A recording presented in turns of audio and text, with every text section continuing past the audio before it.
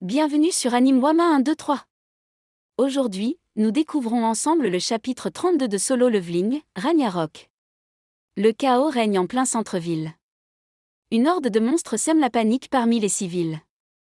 Les cris résonnent, les gens fuient dans toutes les directions, cherchant désespérément un abri. Les forces de l'association des chasseurs sont absentes, et le désastre semble inévitable. Au milieu de cette scène d'horreur, Suojin se dresse face aux créatures, prêt à les affronter. Ses yeux balaient les environs, analysant la situation. Suo, pensant, une rupture de donjon dans un endroit aussi fréquenté. Il n'y a aucune chance que l'association des chasseurs arrive avant que la rupture ne soit terminée. Que s'est-il passé? La première chose à faire est d'évacuer les gens. Il brandit ses armes et se jette dans la mêlée, tranchant les créatures qui menacent les civils. Ses mouvements sont rapides, précis, exécutés avec une maîtrise parfaite. Pendant ce temps, un mystérieux apôtre observe la scène de loin. Son regard est fixé sur Suo, et il semble analyser chacun de ses gestes.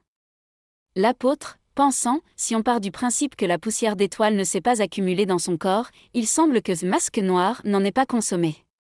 Son pouvoir magique. C'est le même que celui de l'Imminsaint, quoique un peu plus puissant. Soudain, Suo tend la main et utilise une compétence qui surprend l'apôtre. Suo, levez-vous. D'un seul geste, des gobelins d'ombre apparaissent autour de lui.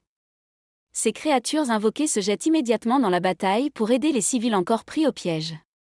Suo, aidez ceux qui n'ont pas pu être évacués. L'apôtre ouvre de grands yeux, stupéfait par ce qu'il vient de voir.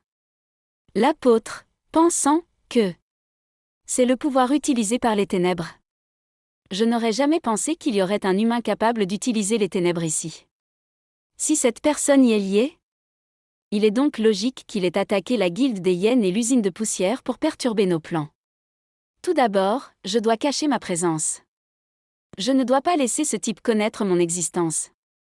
Alors qu'il tente de s'éclipser discrètement, Suo ressent soudain une présence étrange. Il tourne la tête et aperçoit un camion fonçant droit vers l'apôtre, qui ne semble pas s'en rendre compte. Suo, attention au camion qui arrive. D'un bond, il se précipite et attrape l'apôtre, le mettant hors de danger à la dernière seconde. Suo, est-ce que ça va, petit? L'apôtre ne répond pas immédiatement, troublé par le geste du jeune chasseur. Mais l'instant de répit est de courte durée. Un monstre, sous l'emprise de l'apôtre, surgit et attaque Suo. Suo, ce monstre, serait le boss des bêtes démoniaques? C'est alors que Beru, son fidèle serviteur des ombres, s'adresse à lui. Beru, jeune maître, je peux sentir l'énergie des Itaerim sur cette bête. Suo fronce les sourcils en entendant cette révélation. Suo, dans ce cas, cette rupture de donjon pourrait être liée aux Itaerim. Beru, c'est peut-être une illusion. Mais Suo ne prend pas de risque. Il sent que la bataille va s'intensifier. Il prend une grande inspiration et décide d'augmenter sa puissance. Suo, en atteignant le niveau 35, je vais ajouter tous les points de statistiques que j'ai gagnés à ma force. Un message apparaît alors devant lui. Notification, force augmentée de 70 à 77. Pendant ce temps, l'apôtre observe Suo avec un mélange de curiosité et de prudence. L'apôtre, pensant, le fait qu'il m'ait sauvé. Il semble qu'il m'ait perçu comme un jeune humain. Ce type utilise le pouvoir des ténèbres, mais il est incomparablement plus faible que elle. Cependant, son potentiel d'évolution reste inconnu. J'ai de la chance de l'avoir rencontré ici. Nous devons nous débarrasser de ce type ici même. Avant que quoi que ce soit ne puisse arriver, une nouvelle voix se fait entendre. Il se fait tard. Donc, finissons-en rapidement. Soudain, une immense vague de flammes jaillit, brûlant les monstres environnants. Suo écarquille les yeux. Suo, des flammes. Un nouvel homme fait son apparition. Il semble être à l'origine de l'attaque. Suo, pensant, une boule de feu vient d'apparaître pour attaquer les monstres. Et il a tué autant de bêtes démoniaques en un seul coup. Si c'est un chasseur capable d'utiliser les flammes, alors, ce serait être le dernier chasseur de rang S. L'homme s'approche, observant Suo. L'homme, oh. J'ai du mal à croire que tu aies pu encaisser ça. Tu es plutôt solide. Dans ce cas, il lève la main et déclenche une autre attaque dévastatrice, réduisant le monstre en cendres en un instant. L'homme, fin du problème.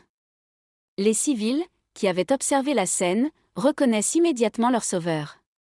Civil, oh! C'est le chasseur Choi Jong-in. Comme on peut s'y attendre, ce mec est une arme fatale. Jong-in, après avoir vérifié la situation, s'adresse à la foule. Jong-in, merci. Je crois qu'il y avait un gamin.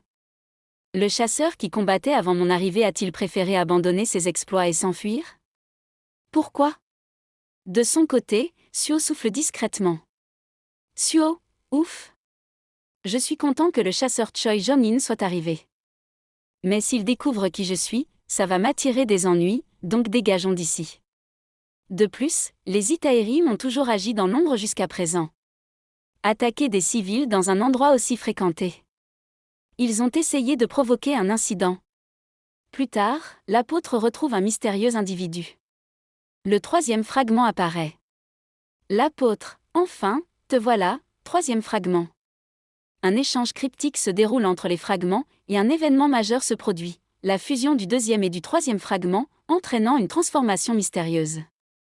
L'apôtre, pensant, la fameuse variable mentionnée par numéro 2. Je n'aurais jamais pensé qu'il y aurait un être utilisant le même pouvoir que les ténèbres sur cette planète. Si nous réussissons à le convertir. La suite dans un prochain épisode sur Anime Wama 1, 2, 3.